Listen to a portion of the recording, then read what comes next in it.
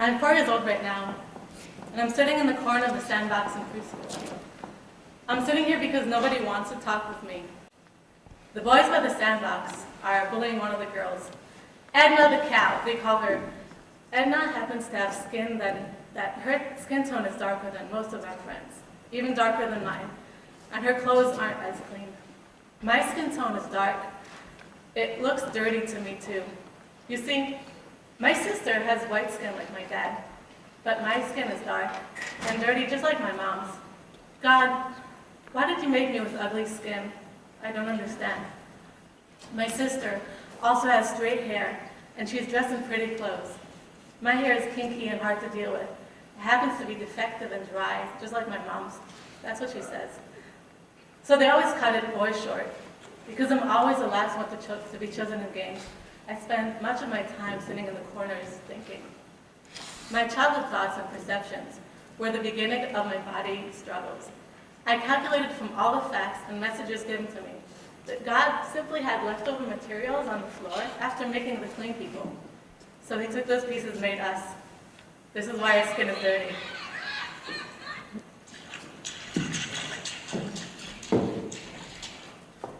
Oh my God, I'm 15 years old right now. Times of body change. I'm standing here at the corner of the swimming pool.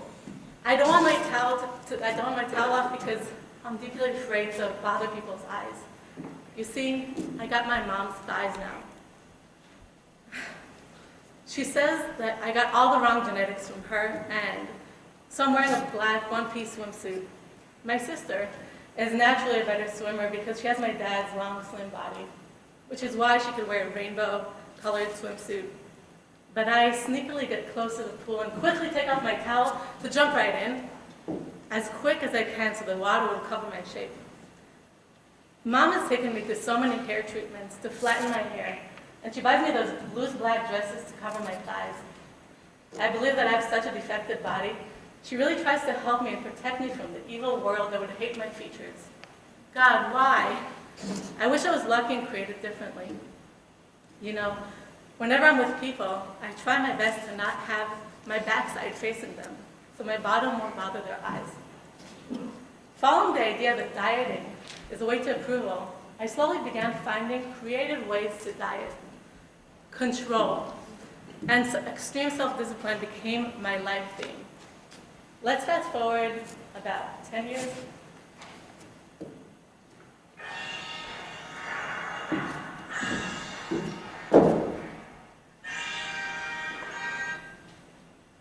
I'm standing on a pedestal with a trophy in my hand.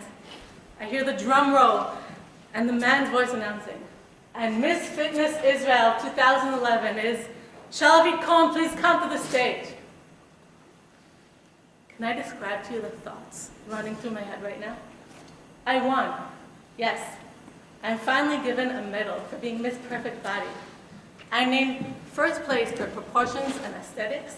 A panel of human judges determined that for me. After years of accumulated belief that I am disproportionate and ugly, finally now. But while I'm on stage holding that trophy, the thoughts that come up in my head are, I still have a curve here and a few more pounds to lose. Look, oh my gosh, how embarrassing it is for a country to have the representative with such big thighs. Yeah, those thoughts will never leave me, you know? Because I don't eat, I'm constantly fidgety, impatient, and on a sugar low. But the skinnier I get, the more obsessed I become with how I look. My mood is dependent on how skinny I feel. When I see others, all I do is judge their bellies and mine. You know, recent studies support that when the body doesn't receive enough nourishment, it turns on starvation mode. It produces endorphins that can drop the frozen metabolism. Your temperature goes down. The endorphins cause what might be called anorexic high. It doesn't feel good, but it's addictive. Addictions are a way to deal with intense emotions.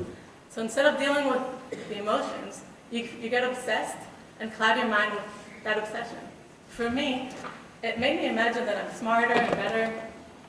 I somehow felt so spiritual and knowledgeable from my starvation. Recently, I read about a woman who altered her body to look like Barbie. I don't know if you heard of her. She restricts immensely and today she believes that humans only need air and light for nourishment. She reminds me a lot of how I was back then, feeling smart and better. I wasn't surprised to read that today she believes she's an alien supreme being. Additionally, studies suggest that malnourishment with other neurotransmitters in our body, such as serotonin and dopamine, that malnourishment messes with those other neurotransmitters.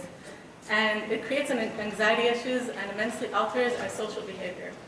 No wonder when my relationships were all screwed up.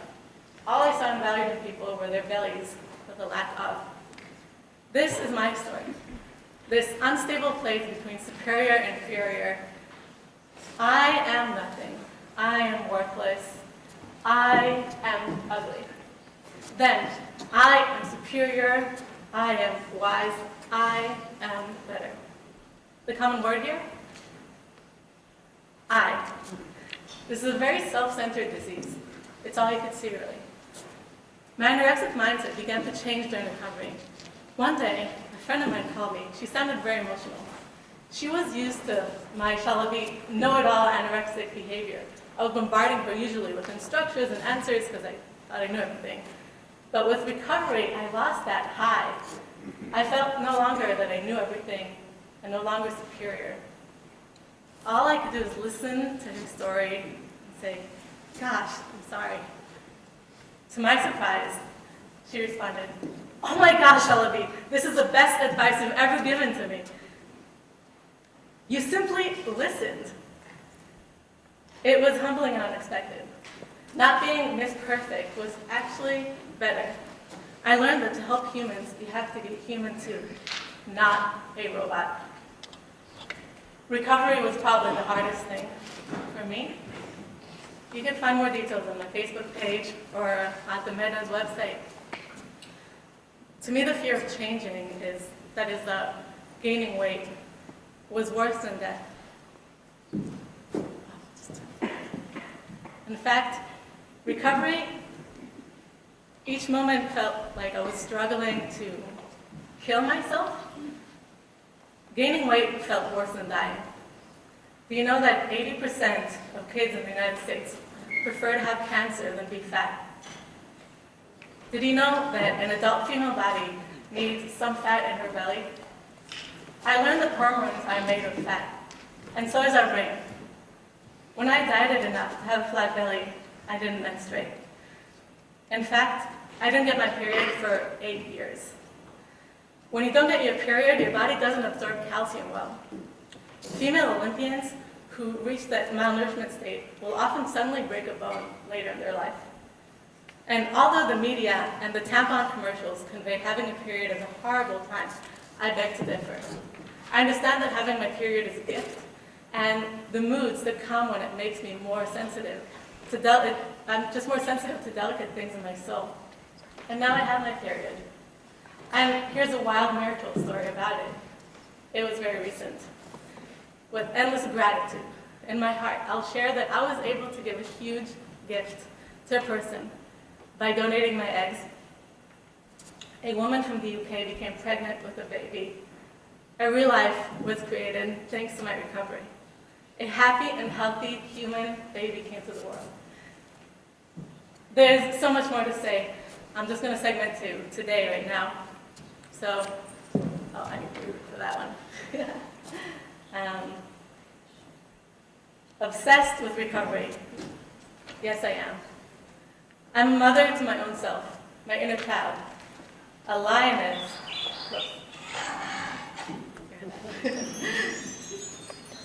I'm a lioness who's making sure that her little baby unicorn, her own body, her mind, and her soul is nourished. Today I eat. I have recovery buddies, friends. I promote body-positive social media. I made a music video about recovery. I talk about recovery. I presented a huge body-positive exhibit that was presented at the opening to United Nations events of diversity. My black and white world is now becoming a rainbow. See, we weren't we're meant to have different body shapes. And I want to bless us all to own our unique, incredible shape and say hell yes to diversity. I even dyed my hair rainbow because I want to remind everyone that we're all special. My recovery toolbox is very colorful. My toolbox has daily online conversations, bi-weekly WhatsApp, and Skype meetings online from the anorexics and bulimics 12-step anonymous. I'm not a 12-stepper, but the support groups are really helpful. And Meta. I went to Meta support groups here in Newton. Those were live and much more real. Therapists were wonderfully helpful. Some therapists weren't as much. It takes time to find your therapist. It's like dating. I could have never done this alone. There's no way. I was so by myself in the corner of the sandbox, in the corner of the swimming pool, in the corner of my room, in the corner of the streets, looking at those other people drinking milky drinks, thinking I could never do that. I could have never done this by myself. In the corner. You guys, we need each other. And we can get help. Don't be afraid to reach out. Find the support groups. There'll be resources outside the room, and you could refer to a student council to get help. You could also refer to me or the student counselors. Find my social media if you want. Don't give in to the lonely depression. Did you know that in the United States, about loneliness, 37% of people say they don't have someone to talk to. And even worse, 21% of people in the United States say they don't need someone to talk to. I know it might seem counterintuitive, and even research supports that getting help from others actually makes you more independent and free. I wish this mental disorder could be eliminated from the world forever, but because that's not possible yet, the goal is to change our thinking. From my own recovery experience, I promise that change is possible. Our brains are able to build new connections and physically change. The way I view myself has been changing, and it keeps changing, more and better than I could have ever imagined. Opening up will make you closer and will enable you to grow. You can always change who you are for the better. My suggestion is open up, share your deepest thoughts, fears, and aspirations. The more honest you are, the better your life will be. We need each other. Thank you.